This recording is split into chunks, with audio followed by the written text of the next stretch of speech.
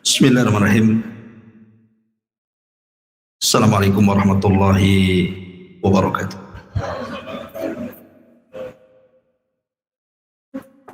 Alhamdulillah wassalatu wassalamu ala Rasulillah wa ala alihi wa sahbihi wa mawalah wa la hawla wa la quwwata illa billahi wa ba'd. Alhamdulillah, di malam hari ini kembali kita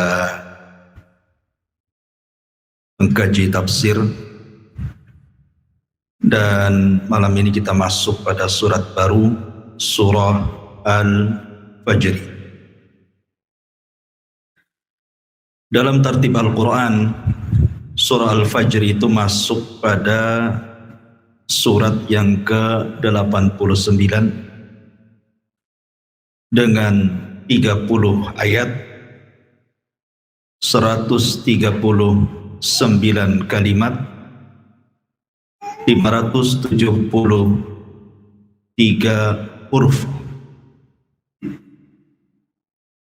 dan dia termasuk dari surah Makkiyah, artinya surat yang turun sebelum hijrah Nabi sallallahu alaihi wasallam.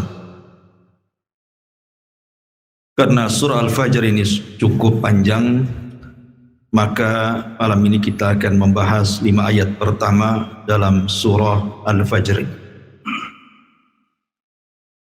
A'udzubillahi minasyaitonirrajim. Bismillahirrahmanirrahim. Wal fajri wa layalin 'ashr. Wasyaf'i wal watr. Wal laili idza yasr.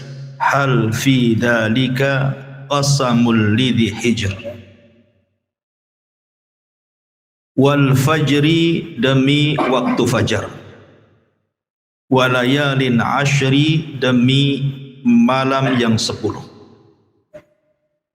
Wasyaf'i wal watri, demi yang genap dan yang ganjil. Walaili idza yasri, demi malam apabila berlalu. Hal fi dzalika qasamul lidhi hijr. Apakah pada yang demikian itu terdapat sumpah yang dapat dicerna orang-orang yang berakal. Ma'asyiral muslimin yang dimuliakan Allah Subhanahu wa taala.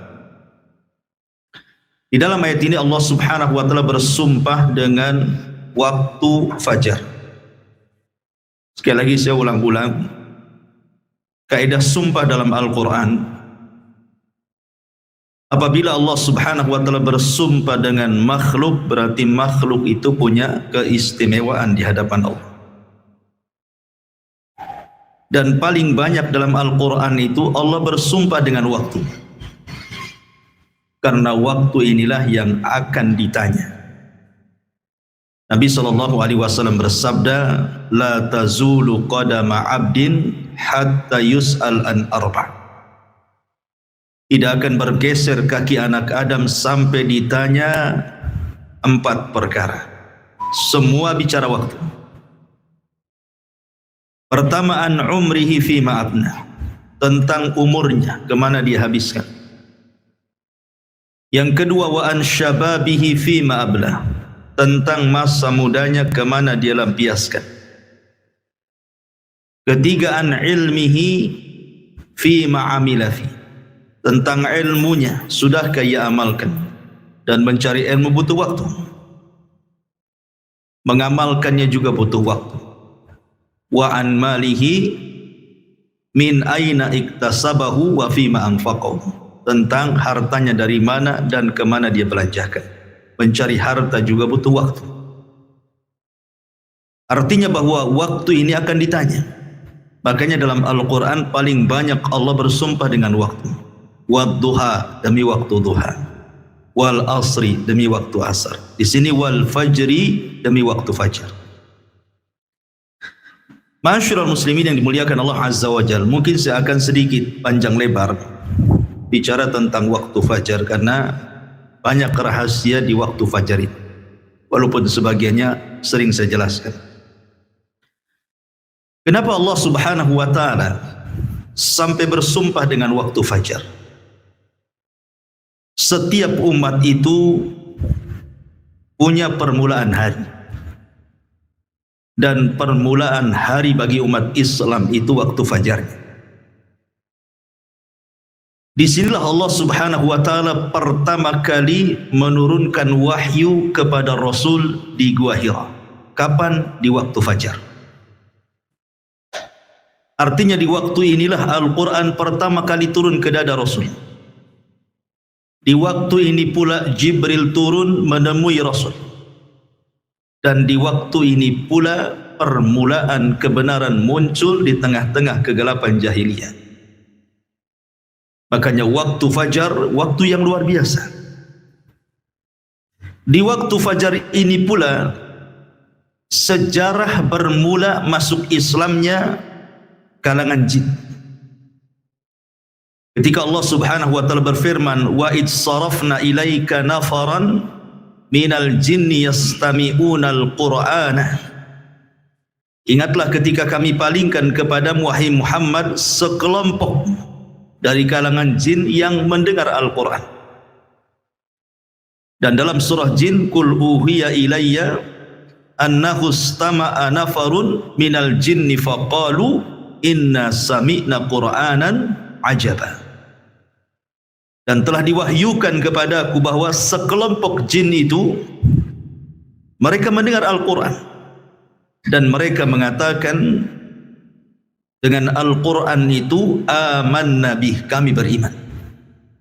Artinya sejarah kaum jin yang beriman kepada Nabi SAW dan Islam itu dimulai waktu fajar. Karena 7 jin nasibin yang dari Yaman itu, yang diutus oleh iblis untuk mencari rahasia kenapa jin tidak bisa naik ke langit. Karena ketika itu difungsikan bintang-bintang untuk melempar syaitan. Rupanya jin yang diutus iblis ini nyasar ke kebun kurma. Dalam riwayat ke pasar ukat. Lah ketika itu Nabi SAW sedang salat fajar. Maka mereka mendengar Al-Quran dan beriman. Jadi waktu fajar awal permulaan bangsa jin beriman. Dan dengan sebab itulah kemudian Islam menyebar di kalangan jin. Ya. Ma'asyiral muslimin yang dimuliakan Allah Subhanahu wa ta'ala. Dan waktu fajar juga Allah Subhanahu wa ta'ala di sini bersumpah dengan kata-kata wal fajri, demi waktu fajar. Waktu fajar adalah satu di antara sekian tanda kebesaran Allah yang Allah Subhanahu wa ta'ala firmankan, qul ara'aitum in ja'alallahu alaikumul laila sarmadan ila yaumil qiyamah. Bagaimana pendapat kalian kalau seandainya Allah Subhanahu wa ta'ala jadikan malam itu sepanjang masa sampai kiamat, tidak terbit-terbit fajar? Allah katakan, ailahun ma'allah, apakah di sana ada Tuhan selain daripada Allah Subhanahu wa ta'ala yang bisa mendatangkan cahaya? Kan tidak ada kecuali Allah. Jadi waktu terbitnya fajar itu artinya permulaan waktu siang, dan itu tanda kuasa Allah Subhanahu wa ta'ala yang bisa merubah malam menjadi siang. Ini kuasa Allah Subhanahu wa ta'ala. Kemudian juga waktu fajar ini juga adalah permulaan ibadah manusia, di mana bagi orang-orang yang berpuasa, setat dia puasa ketika terbit fajar. Sudah tidak boleh makan, tidak boleh minum, menahan hal-hal yang dilarang bagi orang yang berpuasa. Kemudian juga setat awal salat fajar yang banyak keistimewaan, nanti saya akan jelaskan. Ma'asyiral muslimin yang dimuliakan Allah Subhanahu wa ta'ala, tentu yang dimaksud fajar di sini, karena fajar kan ada dua ya, ada fajar kadzib, ada fajar shadiq. Fajar kadzib itu maksudnya fajar dusta, cahayanya masih ada di langit, belum sampai ke bumi. Tapi kalau fajar shadiq, cahayanya sudah sampai di bumi, menerangi atap-atap, jalan-jalan, gang dan yang sebagainya. Itulah yang kita maksud fajar yang kedua, fajar shadiq. Ya. atau lebih dikenal dengan waktu subuh. Ya. Kita tahu bahwa waktu subuh itu adalah waktul harakah, waktu bergeraknya manusia. Makanya ketika Allah Subhanahu wa taala menyebut kalimat walaili idz adbar, kemudian was-subhi idza asfar. Ya. Perhatikan kalimat idz di sini. Walaili idz adbar. Kalimat id dan waktu malam ketika adbar berlalu. Id menggunakan sukun. Tapi ketika Allah Subhanahu wa taala menyebut kalimat subuh, was-subhi idza, menggunakan harakat di sini fathah, idza asfar, ketika mulai terang. Kenapa Allah Subhanahu wa taala mensukun kalimat id ketika bicara malam dan membuat harakat idza ketika bicara siang, bicara subuh, permulaan siang? Karena memang malam itu adalah tempat sukun. Apa sih arti sukun itu? Sukun itu artinya tenang. Malam itu tempat tenang, tempat tidak boleh orang bergerak, karena malam itu banyak bahaya yang mengancam. Makanya kita disuruh beristirahat di rumah. Makanya Allah Subhanahu wa taala mengatakan min syarri ghasiqin idza waqab. Kita disuruh berlindung dari malam apabila sudah mulai gelap. Karena kejahatan di malam hari itu banyak sekali. Makanya kita disuruh untuk diam di rumah supaya jangan terkena dengan kejahatan itu. Karena malam itu tempat sukun. Sukun itu artinya tempat tenang, istirahat, gitu ya. Tetapi ketika Allah bicara tentang subuh, tidak menggunakan sukun, tetapi menggunakan harakat. Idza asfar, dan harakat itu artinya bergerak. Ya, karena permulaan bergeraknya manusia itu di waktu subuh. Begitulah Allah Subhanahu wa taala jadikan siang untuk bergerak dan Allah jadikan malam untuk sukun, tenang. Allah katakan wa ja'alna an-nahara ma'asha wa ja'alna al-laila libasa wa ja'alna an-nahara ma'asha, dan kami jadikan malam itu untuk pakaian selimut bagi kalian, sebagaimana Allah jadikan siang itu untuk mencari maisha. Makanya Allah juga membuat suasana dibedakan. Kalau suasana malam itu cenderung dingin, ya kan, cenderung dingin karena tidak ada matahari, sehingga cocok untuk istirahat, ya. Tapi kalau siang Allah buat matahari sehingga panas, sehingga cocok untuk bergerak. Dan permulaan pergerakan manusia itu di waktu subuh. Makanya para ulama mengatakan selambat-lambatnya seorang muslim bangun itu di azan pertama. Kan azan subuh 2 kali.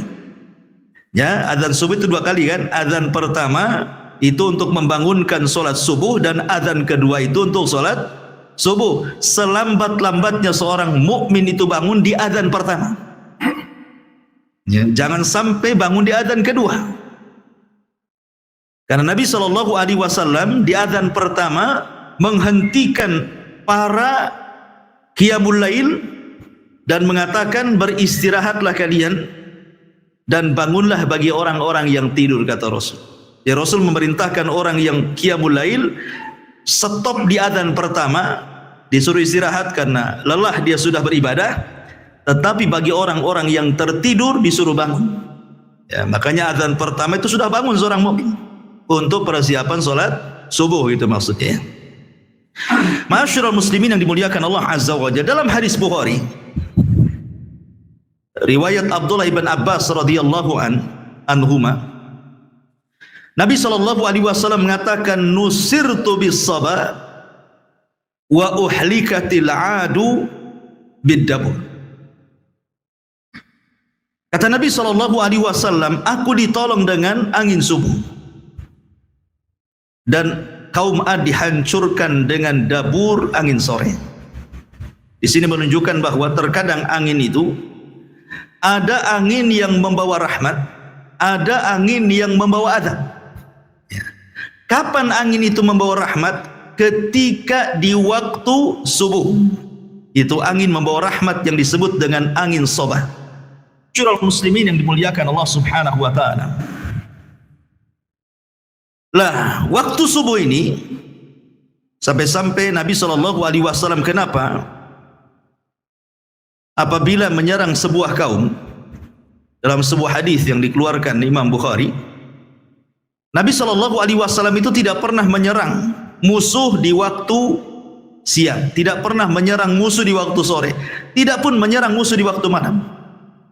Nabi kalau menyerang musuh itu menunggu waktu subuh, ya, menunggu waktu subuh. Jadi apabila kemudian di sebuah daerah yang hendak diserang itu dia mendengar suara azan, maka Rasul tidak akan menyerang, berarti daerah itu dianggap daerah muslim. Tapi kalau seandainya dia tidak mendengar azan, maka Rasul akan menyerbunya. Dari sini kata Syekhul Islam Ibn Taimiyah rahimahullahu taala, bahwa di antara perbedaan biladul muslim wa biladul kufar, negeri dikatakan negeri Islam dan negeri dikatakan negeri kafir itu, salah satunya apabila masih terdengar suara azan. Kalau suara azan di mana-mana, berarti negeri itu negeri Islam. Walaupun mungkin di undang-undang negara itu tidak 100% mengamalkan undang-undang Islam, tetapi di negeri itu bebas suara azan itu mantul dari satu tempat ke tempat yang lainnya, berarti negeri itu negeri Islam. Hanya semata-mata mendengar azan, karena azan itu bagian syiar gitu ya, bagian syiar. Berarti ketika syiar nampak, berarti negeri itu negeri Islam. Karena ada sebagian firqah di negeri kita ini yang mudah mentogut-togutkan negara. Oh, negara kita ini negara togut, presidennya togut, menterinya togut, maka siapa yang dukung togut? Jadi yang nggak togut dia aja. Ya. Tapi sudah dibubarkan sama pemerintah. Alhamdulillah. Ya. Ma'asyiral muslimin yang dimuliakan Allah Subhanahu wa taala. Lah, Nabi SAW kalau tidak mendengar suara azan, maka Rasul menyerbu. Makanya dalam surah Al-Adiyat, apa kata Allah Subhanahu wa taala? Fal mughirati subha. Ketika Nabi SAW dihabar khawakan oleh orang-orang munafik, ketika mengirim pasukan Ali dan beberapa orang, kemudian ada kabar bahwa pasukan itu mati, kudanya dirampas dan yang lain sebagainya, Allah turunkan surah Al-Adiyat. Salah satu lafadznya dalam surah Al-Adiyat itu fal mughirati subha, bahwa Ali dan pasukannya itu sedang menyerbu musuh di waktu subuh. Ya, jadi para sahabat mengikuti sunnah Nabi SAW menyerbu di waktu subuh, karena disitulah ada angin kemenangan yang disebut dengan angin sobah, yang diteliti oleh para ilmuwan kedokteran dan kesehatan bahwa angin itu membawa kesehatan yang luar biasa. Ya, angin itu membawa kesehatan yang luar biasa apabila seseorang terkena angin di pagi hari. Makanya sering saya nasihatkan kalau habis subuh buka jendela, buka pintu biar angin itu masuk. Ya, itu angin membawa rahmat dan juga kesembuhan penyakit. Ma'asyiral muslimin yang dimuliakan Allah Azza wa Jalla. Aisyah radhiyallahu anha pernah mengatakan, laqad kana an-nabiy sallallahu alaihi wasallam yusallil fajr fatashhadu ma'ahu nisa'un minal mu'minati mutalaffi'atin bimurutihin thumma yarji'na ila buyutihin ma ya'rifuhunna ahadun minal ghalas. Kata Aisyah radhiyallahu anha, Nabi SAW pernah mengerjakan salat subuh dan hadir wanita-wanita mukminah bersama beliau berselimutkan kain-kain murut, lalu mereka kembali ke rumah-rumah mereka, tidak ada seorang pun yang mengenali mereka karena gelap. Kalau kita melihat hadis-hadis Rasul tentang solat berjamaahnya wanita di zaman Rasul, sahabiah-sahabiah itu, Anda tidak akan dapat di riwayat mereka solat jamaah di waktu zuhur, di waktu asar, di waktu maghrib, di waktu isya, kecuali subuh. Ya, coba cek riwayat. Sahabiah-sahabiah itu mereka di waktu subuh suka ikut berjamaah bersama Nabi, tapi di solat-solat yang lainnya tidak ada riwayatnya. Bukan berarti kemudian wanita tidak boleh solat berjamaah di masjid, di solat duhur, asar, maghrib bisa, boleh, tidak ada masalah. Tetapi di rumah mereka lebih baik, kan begitu. Tetapi khusus solat fajar ada riwayatnya. Wanita-wanita itu keluar rumah untuk solat fajar. Kenapa? Sekali lagi, karena mencari berkah waktu pagi, karena Nabi SAW bersabda, Allahumma barik li ummati fi bukuriha. Ya Allah, berkahi umatku di waktu paginya. Ya Allah, berkahi umatku di waktu paginya. Makanya mereka keluar mencari berkah sepanjang perjalanan dari rumah itu ke masjid. Ya, makanya rugi kalau seandainya orang-orang yang tidak keluar ke masjid dalam melaksanakan sholat fajar. Itu waktu berkah. Ada angin soba di situ.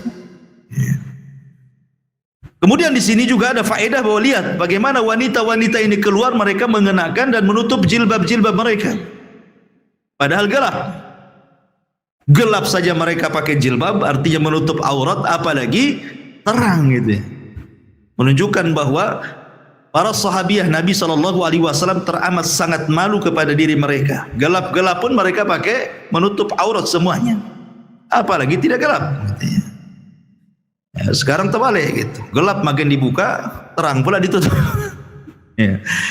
Ma'asyiral muslimin yang dimuliakan Allah Azza wa Jalla. Ini secara umum keutamaan waktu fajar. Ya. Kemudian juga waktu fajar ini kalau kita melihat sejarah, Fir'aun itu dihancurkan di waktu fajar. Di tanggal 10 Muharram di waktu fajar, Fir'aun itu ditenggelamkan. Tenggelamkan oleh Allah Subhanahu wa taala, disaksikan oleh Musa dan Bani Israel.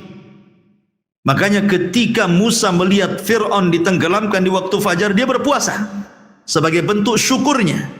Makanya ketika Rasul kemudian hijrah dari Mekah ke Madinah, melihat orang-orang Yahudi sedang berpuasa di tanggal 1 Muharram, di tanggal 10 Muharram itu, kata Rasul, ini puasa apa kalian? Maka orang-orang Yahudi mengatakan, kami berpuasa dalam rangka menghormati Nabi kami Musa karena diselamatkan dari kejaran Fir'aun yang ditenggelamkan kapan? Di waktu fajar di tanggal 10 Muharram. Makanya Musa berpuasa, kami pun berpuasa. Maka Rasul mengatakan, nahnu atau ana ahaqqu bi Musa, saya lebih berhak menghormati Musa dibandingkan kalian. Maka Rasul pun kemudian berpuasa tanggal 10 Muharram dan memerintahkan sahabatnya untuk berpuasa, dan inilah puasa wajib pertama dalam Islam sebelum ada puasa Ramadan, tanggal 10 Muharram, ya kan? Ma'asyiral muslimin yang dimuliakan Allah Azza wa Jalla, adapun keutamaan yang luar biasa salat fajar itu.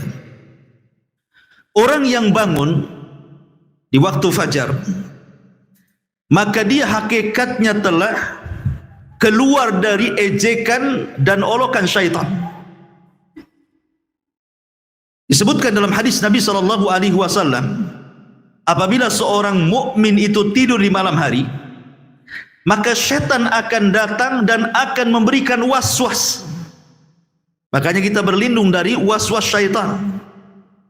Min syarri al-waswasil khannas, ya, dari was-was yang ditimbulkan oleh syaitan dari kalangan jin. Apa was-wasnya?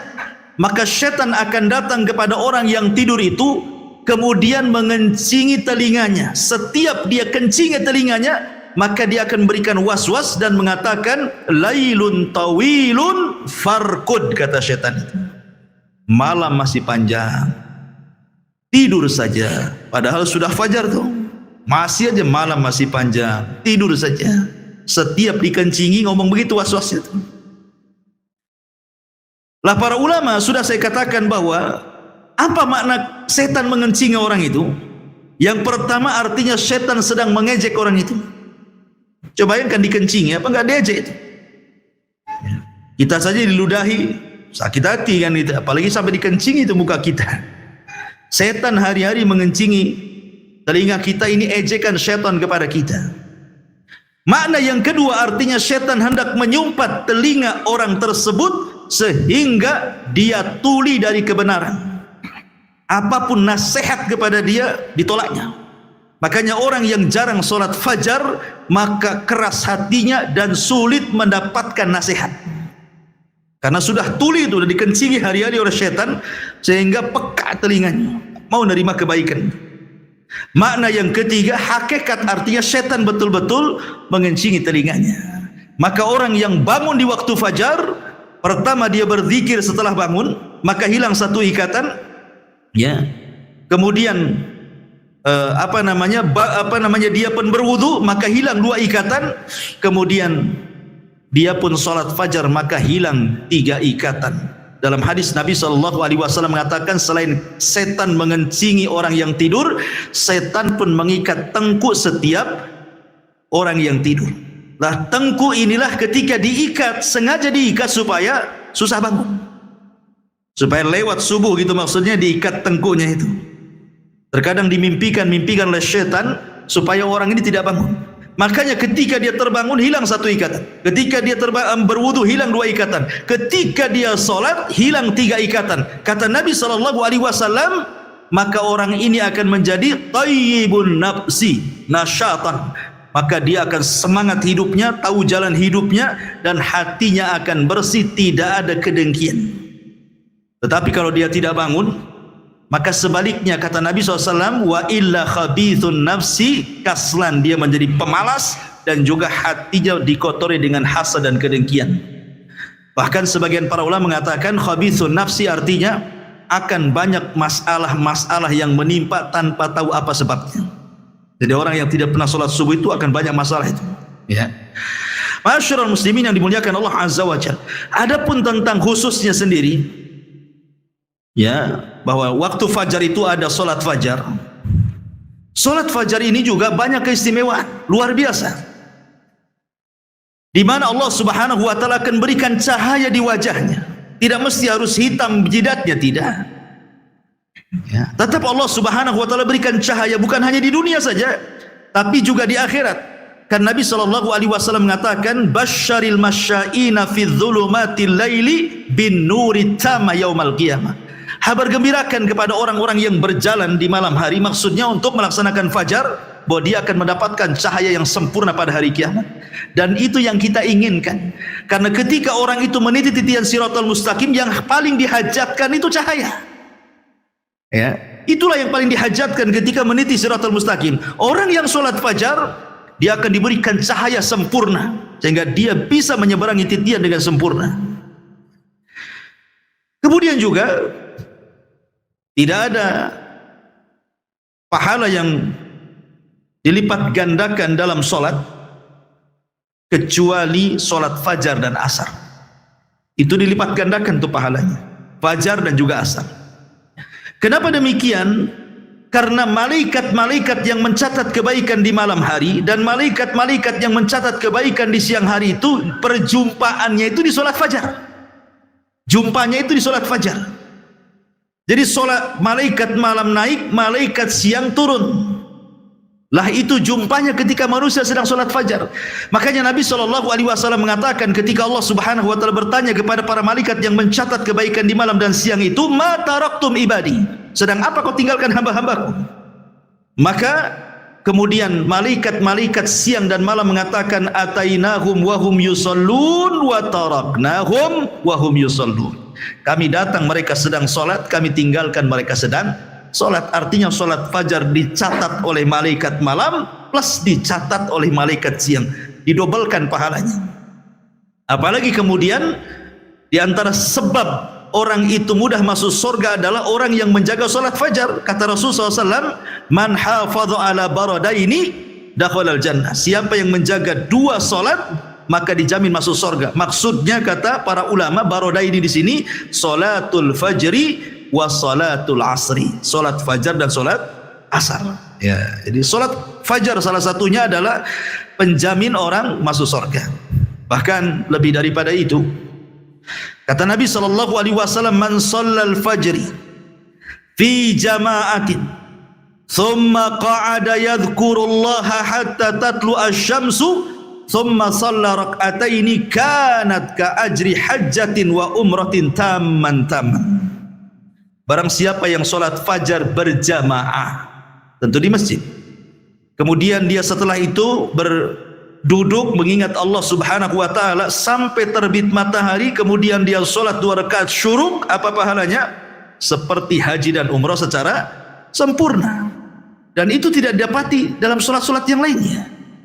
Mendapatkan ibadah haji dan umrah loh, tanpa harus pergi ke Mekah sana, itu kan luar biasa. Hanya duduk setelah sholat fajar sampai terbit matahari, itu pahalanya sudah luar biasa. Bahkan lebih daripada itu, orang yang sholat fajar maka dia akan mendapatkan perlindungan sampai waktu sore hari bi dzimmatillah. Kata Nabi SAW, man shalla subha fahuwa fi dzimmatillah. Barang siapa yang sholat subuh, bahkan satu hari itu dia mendapatkan jaminan perlindungan Allah. Artinya kalau dia sholat subuh, betul-betul sholat subuh, berarti tidak perlu takut dalam siang itu. Tidak perlu takut dari orang yang hasad apabila hasad. Tidak perlu orang takut apabila orang sedang menyihir apabila dia menyihir.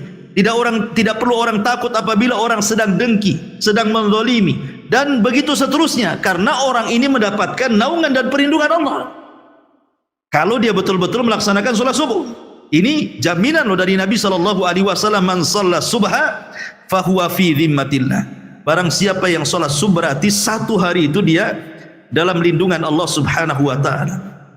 Bahkan kata para ulama, min fadli salatil fajri fi waqtiha annaha tajlibur rizqal wasi', bahwa orang yang sholat subuh pada waktunya, maka hakikatnya dia sedang membentangkan rizkinya yang luas.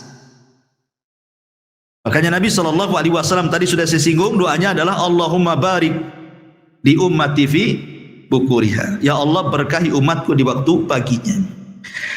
Makanya lihat para sahabat Nabi SAW ketika mereka meninggalkan sholat subuh pada waktunya, walaupun satu kali seumur hidupnya, itu menjadi penyesalan sampai wafatnya. Itu sahabat Nabi itu. Jadi dia tidak sholat subuh pada waktunya satu kali seumur hidupnya, tapi menjadi penyesalan sampai wafatnya.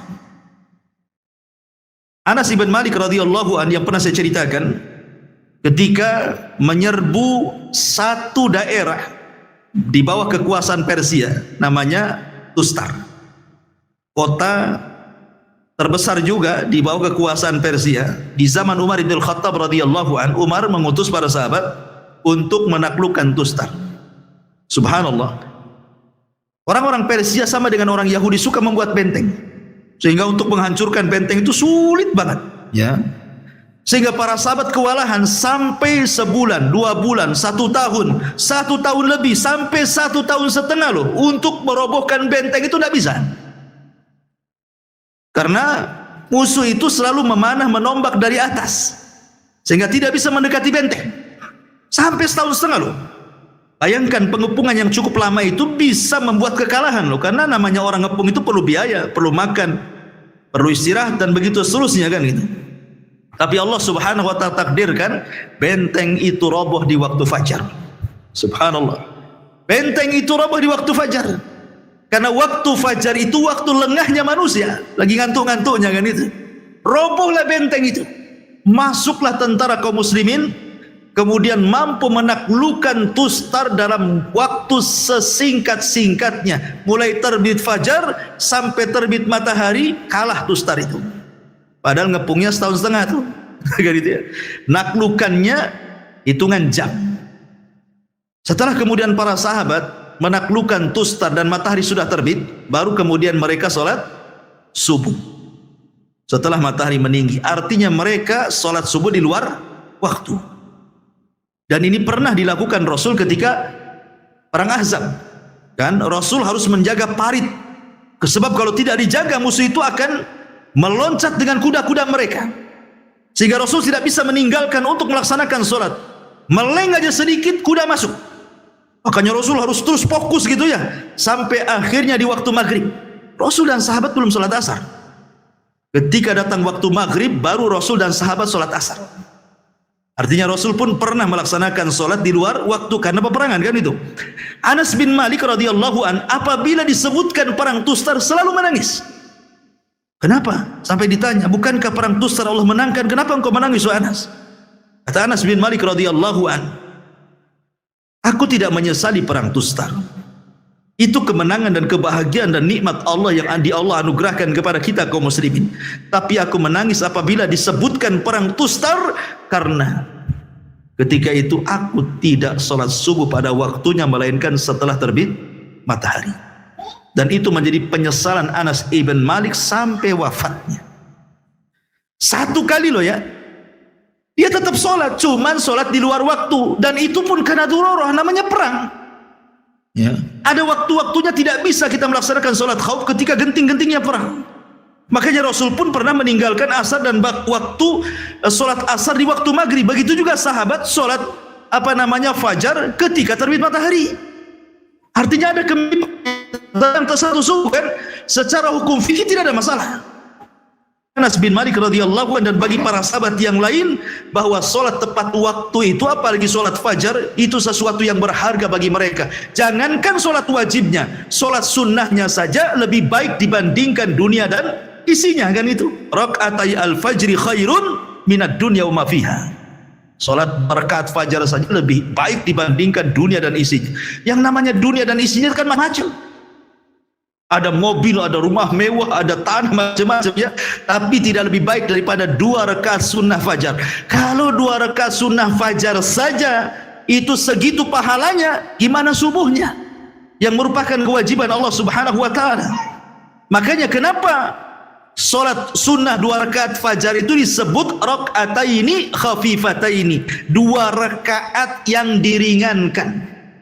Tidak boleh panjang-panjang, ya. Makanya ditentukan kan bacaannya. Rakaat pertama qul ya ayyuhal kafirun, kan itu ya. Rakaat yang kedua qul huwallahu ahad. Ya. Dipendekkan, kenapa? Karena yang dipentingkan bukan 2 rakaat salatnya tapi subuhnya. Ya. Nanti kalau kelamaan 2 rakaat fajarnya, nanti lemas ketika subuhnya. Tidak mungkin orang mendahulukan yang sunnah dibandingkan yang wajib, kan begitu ya. Makanya dibuat ringanlah solat itu supaya subuh bisa dipanjangkan. Makanya sependek-pendeknya Rasul solat subuh itu paling pendek membaca 100 ayat dalam Al-Quran. Di antara sekian solat yang disunahkan dipanjangkan itu solat subuh. Sholat subuh itu dipanjangkan dibandingkan sholat-sholat yang lainnya, karena paling pendek Rasul membaca 100 ayat di sholat subuh itu, menunjukkan panjang dibandingkan sholat yang lainnya. Masyarul muslimin yang dimuliakan Allah Azza wa Jalla, apalagi yang lebih hebat dibandingkan itu, orang yang menjaga sholat fajar, ikhwan, itu akan mendapatkan kenikmatan yang paling besar dari semua nikmat yang ada di dunia dan semua nikmat yang ada di surga. Dia akan mendapatkan kenikmatan yang lebih besar dibandingkan semua nikmat yang ada di bumi, bahkan semua nikmat yang ada di surga. Apa itu? Ru'yatullah, memandang wajah Allah. Ketika Nabi SAW berkumpul bersama para sahabatnya, kemudian melihat bulan purnama, apa kata Rasulullah?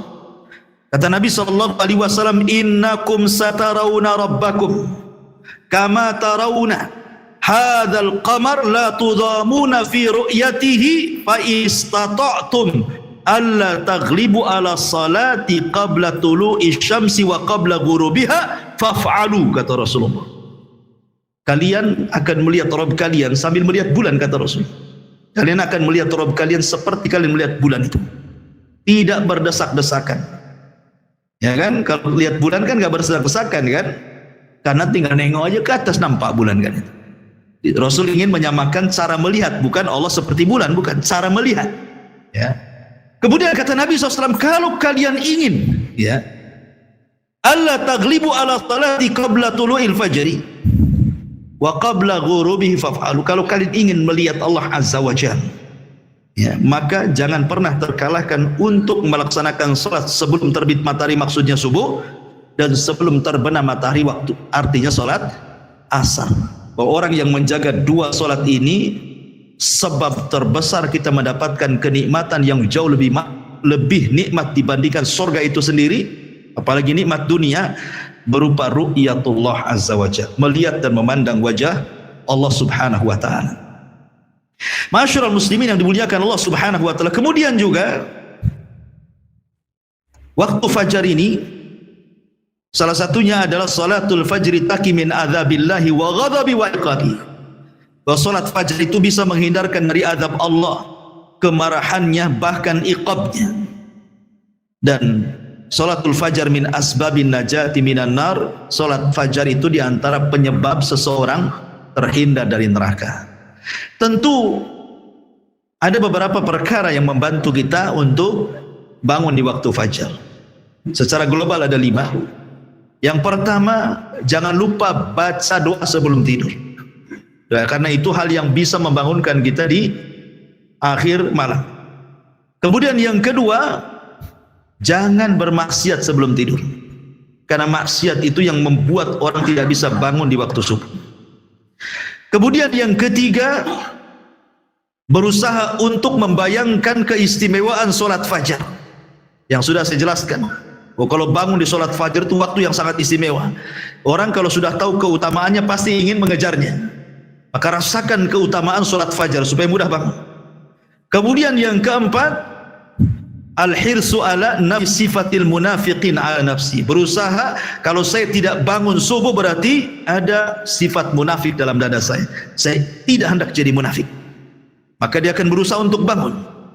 Kemudian yang terakhir, tentu kita bisa meminta tolong kepada, kalau yang sudah punya istri atau pasangan, atau kita bisa minta tolong pada handphone gitu ya, dibuat alarm gitu ya, supaya mudah bangun.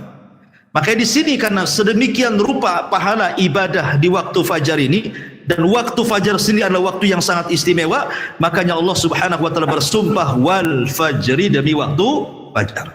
Ini yang pertama. Kemudian Allah mengatakan walayalin ashri. Layalin ashri. Ada 4 penafsiran. Layalin ashri, malam yang 10 itu apa saja? Yang pertama, malam yang 10 itu artinya menurut saya Imam Ibnu Utsaimin rahimahullahu taala, dan ini yang dikuatkan pendapatnya oleh beliau, maksudnya malam 10 di sini artinya 10 malam akhir Ramadan. Tanggal 20 Ramadan sampai selesai disebut Ashrul Awakhir, malam-malam akhir Ramadan. 10 awal Ramadan. Kenapa Allah Subhanahu wa taala jadikan sumpah? Karena di 10 malam akhir Ramadan terdapat malam terbaik dalam setahun yang disebut dengan Lailatul Qadar. Makanya dijadikan sumpah walayalin ashri. Ini satu pendapat. Pendapat yang kedua, maksudnya layalin ashri di sini artinya 10 awal bulan Dzulhijjah. Diitlakkan malam mencakup siang. Ya, jadi kalimat malam tidak mesti harus malam, bisa juga disebut siang, karena dalam bahasa Arab ini terkadang kalimat yang sama, contoh namanya baina likulli adzanaini salatun. Baina kulli adzanaini salatun. Di antara dua adzan itu ada salat. Maksudnya adzan yang pertama adzan yang kita ma'ruf, adzan yang kedua maksudnya kok qomat gitu ya. Jadi apabila disebut malam itu juga mencakup siang. Makanya ketika para ulama membahas ada enggak qobliyah Jumat? Ada enggak hukum qobliyah Jumat? Ya.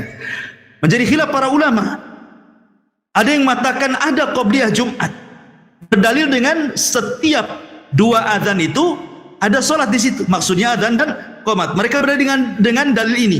Tetapi bukan qobliyah yang dimaksud para ulama. Jadi yang membolehkan qobliyah Jumat itu bukan artinya sholat rawatib, bukan.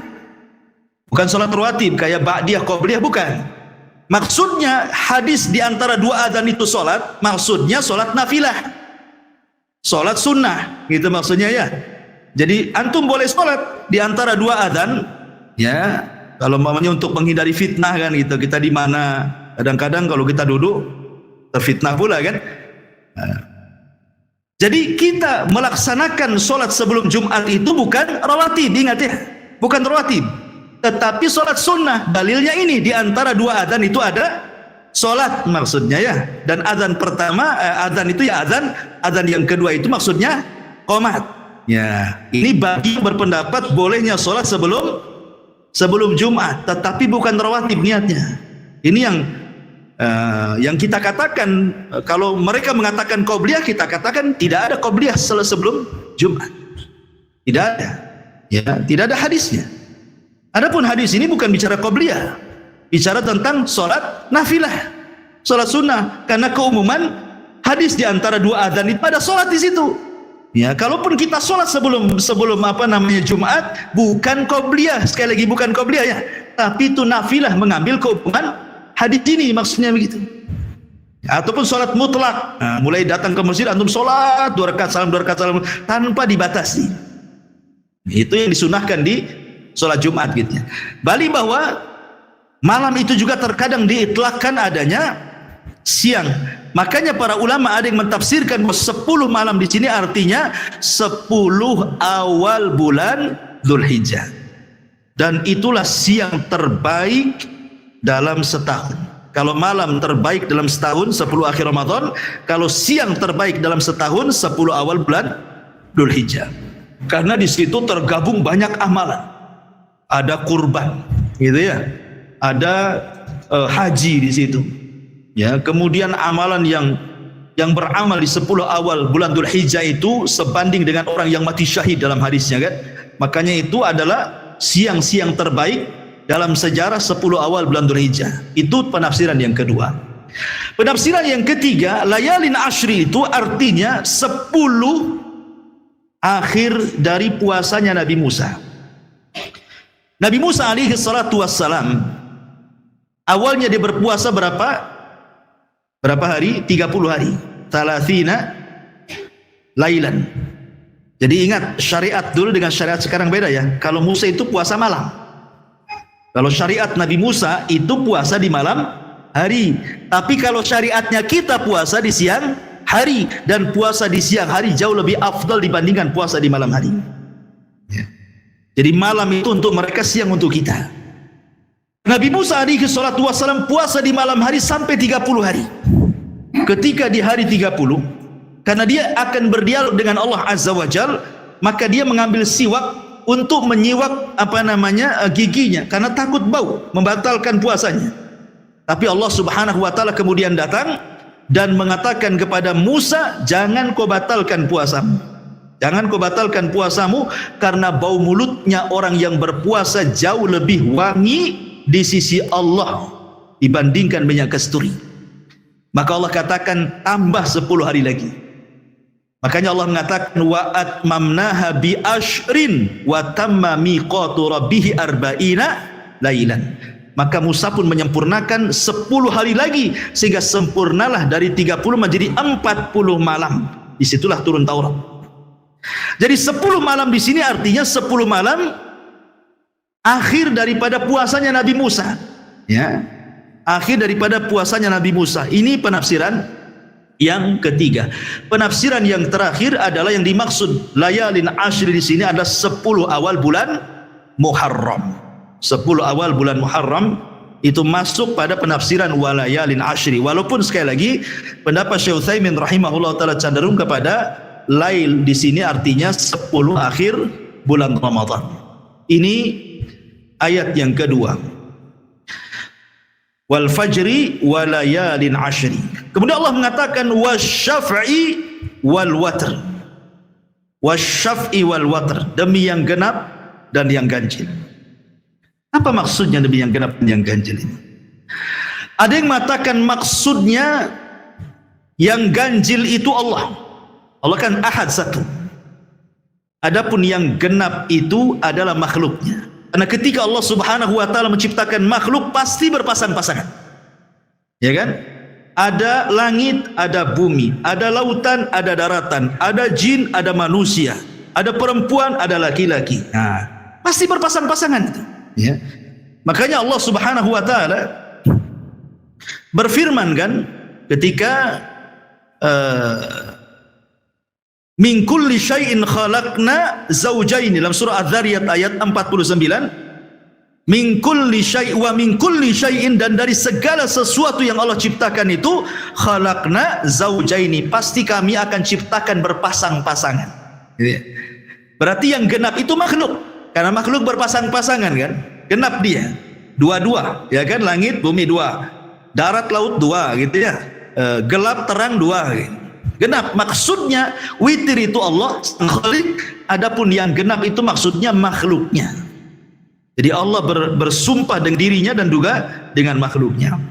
Penafsiran yang kedua, maksudnya yang witir di sini Allah bersumpah dengan Adam. Adam itu witir, satu. Ya, karena Allah Subhanahu wa taala tidak menciptakan dari ibu bapa. Adam itu diciptakan sendirian oleh Allah Subhanahu wa taala. Kemudian setelah itu Allah ciptakan Hawa dari tulang rusuknya menjadi genap. Berarti yang witir itu Adam, yang genap itu Adam dan Hawa dan seluruh keturunannya. Allah bersumpah dengan Adam dan juga Hawa. Kemudian yang ketiga, maksudnya witir ini adalah semua sifat, maksudnya witir itu sifat Allah, tetapi genap itu sifat makhluk. Maksudnya begini, Allah subhanahu wa ta'ala ketika mengeluarkan kita dari perut ibu kita, wallahu akhrajakum min butuni ummahakum la ta'lamuna syai'a wa ja'ala lakumus sam'a wal absara wal af'idah, kan itu. Ketika Allah menciptakan kita, dikeluarkan dari perut ibu kita, kita tidak mengetahui sesuatu, sama sekali tidak punya apa-apa. Bahkan pendengaran pun tidak mendengar, penglihatan pun tidak melihat, ya kan? Kemudian hati pun tidak berakal. Baru sedikit demi sedikit setelah dia besar sedikit, mulailah pendengaran melihat, kemudian pendengaran mendengar, penglihatan melihat, kemudian hati mulai berpikir, kemudian diberikan ilmu, terus sampai dia tua. Maka Allah akan kembalikan sebagaimana dia dilahirkan. Ketika sudah tua mulai rabun, ya kan? Ya, kemudian mulai peka, ngomong harus keras-keras, kan itu ya. Mulai pikun, padahal dulu orang paling cerdas dulunya. Nah, dikembalikan tuh sifat bayinya ke ketua. Tapi Allah Subhanahu wa taala witir. Ya, Allah tidak pernah didahului dengan kebutaan kemudian melihat, atau setelah melihat buta, tidak. Allah itu akan senantiasa melihat dan melihat dan melihat dan melihat, ya, tidak didahului dan juga tidak diawali dengan perkara-perkara kebalikan daripada melihat. Laisa kamitsli syai'un wa huwas samiul basir. Itu juga penafsiran yang ketiga. Penafsiran yang keempat, maksudnya al-syaf'i wal watr ini mencakup semua ibadah. Contoh salat, ada yang ganjil, ada yang genap. Maghrib ganjil, kan itu ya. Kemudian isya genap. Ya. Kemudian puasa ayyamul bid ganjil, ya kan 3 hari saja kan, Senin Kamis genap, gitu ya. Ramadan juga terkadang digenapkan, terkadang diganjilkan, tergantung melihat bulan. Ya, jadi semua ibadah itu mencakup ibadah. Namanya genap ganjil itu semua ibadah tercakup padanya kalimat asy-syaf'i wal watr.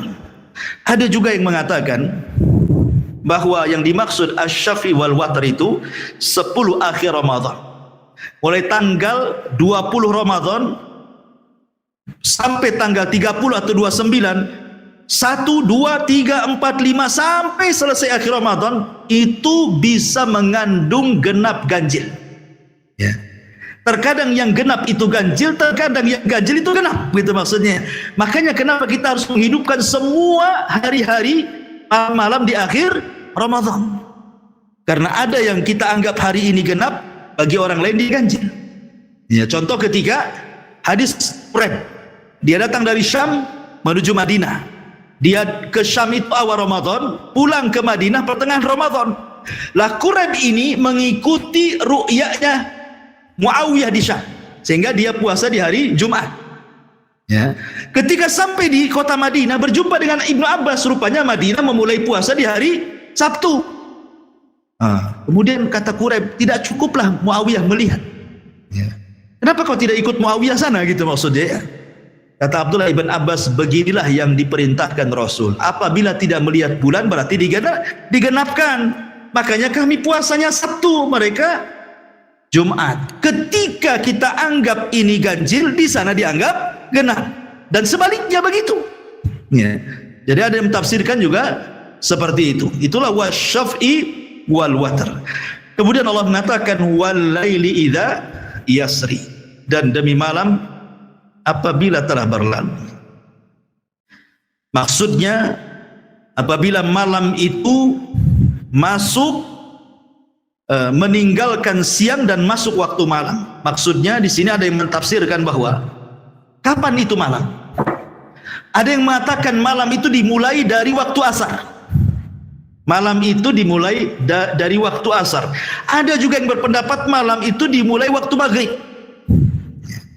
Adapun malam yang dimulai waktu asar, karena hadis Nabi SAW tentang ta'aqub al-malaikah, pergantian malaikat siang malam yang mencatat kebaikan, berjumpanya di waktu sholat asar. Ya, jadi malaikat malam yang akan mencatat amalan kebaikan kita di malam hari itu, mereka turun di waktu asar. Berarti asar itu waktu malam bagi ta'aqubatil malaikah, ya, pergantian malaikat siang dan malam dimulai waktu asar. Disitulah waktu dicatatnya 2 pahala malaikat siang dan malam. Makanya sebagian ulama mengatakan malam itu dimulai waktu asar. Berarti kalau kita cerita tentang i'tikaf, berarti maksudnya di waktu asar. Ketika kita bicara tentang Lailatul Qadar, berarti Lailatul Qadar itu dimulai di waktu asar. Gitu maksudnya. Bagi pendapat ini. Ya. Pendapat yang kedua, tidak, malam itu di waktu maghrib. Ketika terbenam matahari itulah malam. Ya, itulah malam gitu. Jadi ada dua pendapat tentang apa itu malam. Ya, malam itu maksudnya setelah maghrib, karena disitulah ada waktu sholat maghrib. Nanti terus ke malam lagi ada isya, ke malam lagi ada witir, ya setelah isya sampai sepertiga malam sampai subuh. Jadi banyak amalan di malam hari. Dan saya sudah jelaskan bahwa ibadah di malam hari lebih afdal dibandingkan ibadah di siang hari. Ya, makanya Allah jadikan sumpah malam itu dalam suratul Fajr. Kemudian yang paling utama tentu di malam hari adalah 10 akhir atau sepertiga akhir malamnya. Kan malam itu kan ada permulaan, ada pertengahan, ada akhir.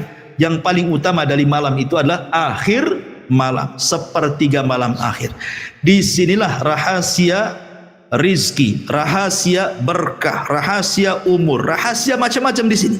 Ya, ketika Allah turun ke langit dunia, kemudian mengatakan siapa yang minta ku kasih, siapa yang berdoa ku kabulkan, siapa yang minta ampun ku ampuni. Maka kalau orang bangun di sepertiga malam, mintalah sesuatu yang akan berlalu setelah terbit fajar sampai terbenam matahari kembali. Itulah rahasianya, ya, di sepertiga malam akhir. Dan yang terakhir Allah mengatakan di sini, hal fi dzalika qasamul lidzi hijr. Apakah pada yang demikian itu terdapat sumpah yang dapat diterima orang-orang yang berakal? Tentu orang yang berakal akan memanfaatkan hal-hal yang sudah saya jelaskan di sini. Ya, betapa banyak keutamaan waktu fajar, 10 malam, ya kan? Kemudian asy-syafi wal watr dan ibadah-ibadah di malam hari. Tentu kalau dia berakal akan mengambil pelajaran dari itu semuanya. Kecuali orang yang tidak berakal tentu tidak akan mengambil dari sumpah-sumpah Allah yang 4 ini. Wallahu alam, ini diantara surah Al-Fajr ayat 1 sampai 5. Insyaallah kita lanjutkan di minggu depan surat Al-Fajr lanjutannya. Baik, sebelum saya tutup, kalau ada yang mau bertanya silahkan.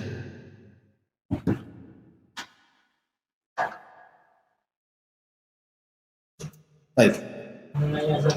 Dan ada lapangan Bandung karena saya dengar ngaji yang haji 2 kali. Terus makan apa ada satu kali lagi.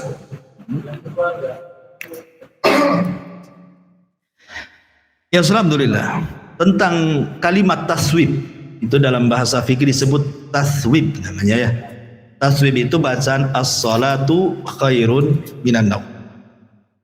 Dan bacaan taswib itu diajarkan Rasul kepada seorang sahabat namanya Abi Mahdhurah, salah satu muadzin Rasul yang bertugas adzan di Masjidil Haram setelah Fathu Mekah.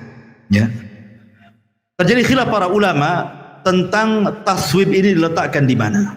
Apakah di adzan pertama ataukah di adzan kedua? Sekali lagi ini khilaf panjang sebenarnya. Tidak mungkin saya bentangkan, ya karena juga perlu pembahasan. Memang ada sebagian para ulama mengatakan taswib itu di adzan pertama. Di adzan pertama maksudnya sebelum adzan subuh. Ya. Tapi ada juga yang mengatakan bahwa riwayatnya tidak kuat sehingga taswib itu dikembalikan kepada adzan subuh. Maksudnya ya ma'ruf adzan subuh as-salatu khairu minan naum. Ya, walaupun saya sendiri cenderung kepada pendapat adzan subuh as-salatu khairu minal. Tapi kalau seandainya ada di adzan pertama dia mengatakan as-salatu khairu minal, tidak ada masalah. Dan itu juga ada sebagian pendapat ulama seperti itu. Ini kalimat taswib namanya. Jadi ini perkaranya luas masalah fikih. Ya, bagi Anda yang mengatakan as-salatu khairu minal di adzan pertama silahkan, karena juga ada ulamanya yang berpendapat seperti itu. Bagi yang sholat subuh juga silahkan. Ya, saya cenderung kepada sholat subuh. Wallahu a'lam.